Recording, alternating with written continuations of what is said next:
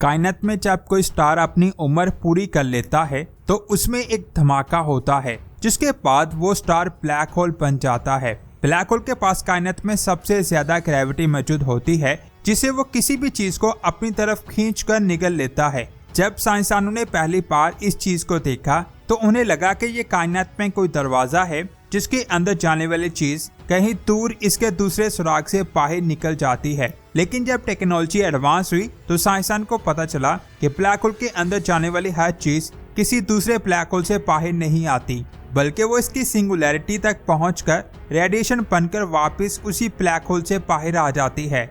यानी मौजूदा स्टडी के मुताबिक हम ब्लैक होल के जरिए खला में कहीं दूसरी जगह नहीं जा सकते। लेकिन एक बात मैं क्लियर कर दूं कि ब्लैक होल के अंदर ऐसे ऐसे राज छुपे हैं जिनके बारे में हमें नहीं पता। इसके बाद 2006 में साइंसदानों ने खला में एक ऐसा इवेंट देखा जिसके जरिए उन्होंने व्हाइट होल को दरियाफ्त कर लिया। जैसे हमारी कायनात में ब्लैक होल मौजूद है जो चीजों को अपनी तरफ खींचता है, उसी तरह साइंसदान का कहना है कि खला में व्हाइट होल भी हो सकता है जो चीजों को खींचता नहीं है बल्कि अपने अंदर से बाहर निकालता है। सिंपल अल्फाज में हम ये कह सकते हैं कि व्हाइट होल ब्लैक होल का ऑपोजिट है। साइंस कहती है जैसे मेल का ऑपोजिट फीमेल है, गर्म का ऑपोजिट कोल्ड है, डे का नाइट है, इसी तरह ब्लैक होल का ऑपोजिट व्हाइट होल भी हो सकता है। व्हाइट होल के अंदर कोई भी चीज दाखिल नहीं हो सकती, सिर्फ चीजें उसके अंदर से बाहर आ सकती हैं। अगर कोई चीज इसके अंदर जाने की कोशिश करेगी तो व्हाइट होल से निकलने वाली गामा रेस उस चीज को इतना ज्यादा गर्म कर देगी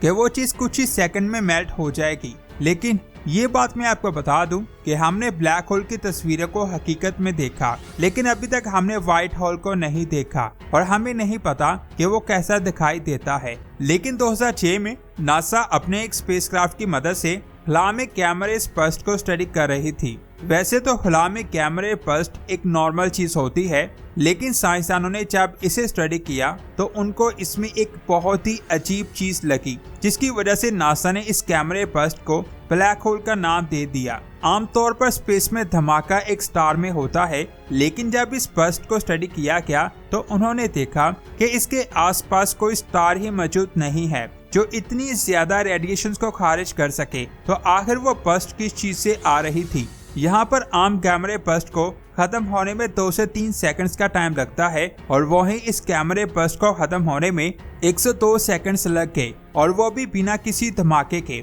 आखिर ये कैसे पॉसिबल हो सकता है? साइंसदान का कहना है कि उस बर्स्ट को व्हाइट होल खारिज कर रहा था।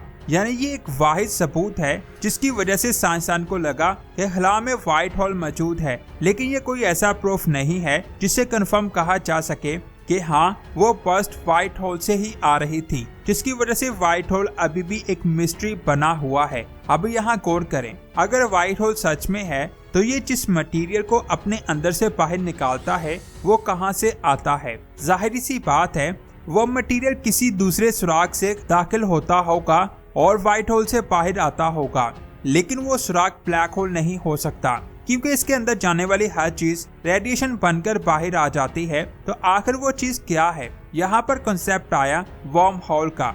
ये खला की 2 जगहों को आपस में जोड़ता है, यानी इसके 2 होल्स हैं। एक होल में हम दाखिल होकर कहीं दूसरे होल में से निकल सकते हैं, यानी पहला होल वर्म होल है जिससे हम उस होल के अंदर दाखिल हो सकते हैं, और दूसरा होल व्हाइट होल है जिससे हम बाहर निकल सकते हैं। असल में वर्म होल्स में 2 ब्लैक होल्स एक पुल के साथ जुड़े होते हैं।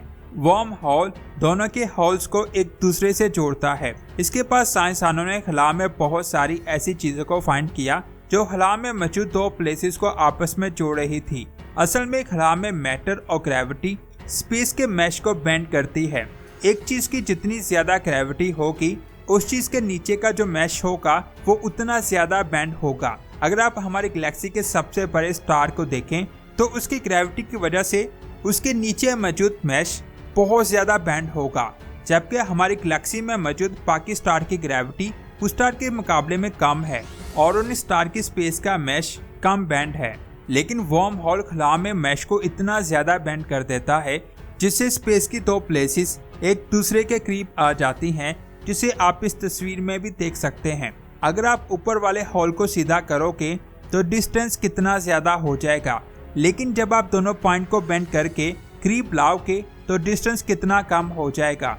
यानी वर्म होल के जरिए हम अरबों लाइट ईयर का सफर कुछ ही सेकंड्स में कर सकते हैं। अभी तक हम वर्म होल को फाइंड नहीं कर सके, लेकिन 30 नवंबर 2022 को नेचर जर्नल में एक आर्टिकल पब्लिश हुआ जिसमें बताया गया कि गूगल में मौजूद साइंसदानों की एक टीम ने क्वांटम कंप्यूटर की मदद से वर्म होल को बना लिया, जिसके जरिए हम एक साइड से दूसरी साइड में इंफॉर्मेशन को भेज सकते हैं। इसके अलावा 2015 में साइंसदानों की एक टीम ने एक मैग्नेटिक वर्म होल को बनाया, लेकिन इसके जरिए आप स्पेस में ट्रैवल नहीं कर सकते। ये एक क्लॉथ है जिसे इंसान गायब हो जाता है। साइंसदान का कहना है कि हम वर्म होल को बना तो सकते हैं, लेकिन उसमें ट्रैवल करने के लिए उसे ज्यादा देर तक ओपन नहीं रख सकते, क्योंकि ये बार बार बंद हो जाएगा। साइंस कहती है कि इसे एक खास मैटर से ही ओपन किया जा सकता है, और वो मैटर है एक्सोटिक मैटर। लेकिन एक्सोटिक मैटर कहाँ है, इसके बारे में हमें नहीं पता। कुरान पाक में अल्लाह ताला इरशाद फरमाता है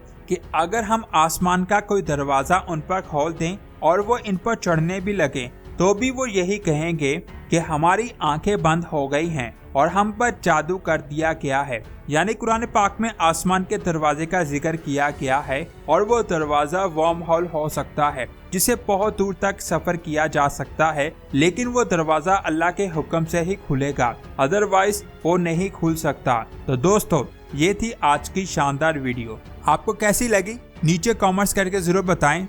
अगर सच में आपको ये वीडियो अच्छी लगी है तो इसे लाइक और शेयर लाजमी करें। अगर आप ऐसी ही शानदार वीडियोस को देखना चाहते हैं तो हमारे चैनल स्पेस वर्ल्ड को सब्सक्राइब करके बेल आइकन को प्रेस करें। मिलते हैं एक और शानदार वीडियो में। अपना बहुत सारा ख्याल रखें। अल्लाह हाफिज। इसके अलावा हबल टेलीस्कोप की मदद से साइंसदानों ने एरिडेनस कॉन्स्टेलेशन में 2 गैलेक्सीज की बहुत ही शानदार तस्वीरों को कैप्चर किया। ये दोनों गैलेक्सीज आपस में टकरा रही हैं और इनके किट स्टार्स का बहुत ही खूबसूरत और ग्लोइंग रिंग बना हुआ है। ये रिंग गैलेक्सीज के किट इनकी ग्रेविटेशनल फोर्स की वजह से जुड़ा हुआ है। इन गैलेक्सीज को साइंसदानों ने ARP मेटेओर 417-391 का नाम दिया है। ये हमारी जमीन से 670 लाइट ईयर दूर हैं, जो एरिडेनस कॉन्स्टेलेशन में मौजूद हैं। इस कॉन्स्टेलेशन को साउथर्न हेमिस्फीयर में आसानी से देखा जा सकता है। इस तस्वीर को हबल के एडवांस कैमरा फॉर सर्वेस की मदद से कैप्चर किया गया है। इसके बाद बात करते हैं एक ऐसे ब्लैक होल की जिसकी दरियाफ्त ने साइंसदानों को हैरान किया है, क्योंकि ये ब्लैक होल 1000 खरब से भी ज्यादा सन जितने मास को खा रहा है, जो बहुत ज्यादा हैरानकुन बात है, क्योंकि इतने स्टार्स हमारी पूरी मिल्की वे गैलेक्सी में नहीं है जितने ये खा रहा है। एक ब्लैक होल जितना ज्यादा मास खाता है उसका साइज भी उतना ज्यादा बड़ा हो जाता है, और ये ब्लैक होल एक गैलेक्सी से भी ज्यादा स्टार्स को खा रहा है, जिससे आप अंदाजा लगा सकते हैं कि ये ब्लैक होल कितना ज्यादा बड़ा था। वैसे आप इसके बारे में क्या कहेंगे, नीचे कमेंट्स करके जरूर बताएं। वीडियो अच्छी लगी तो लाइक करने के साथ साथ इसे आगे भी शेयर करें। मिलते हैं एक और शानदार वीडियो में। अपना बहुत सारा ख्याल रखें। अल्लाह हाफिज।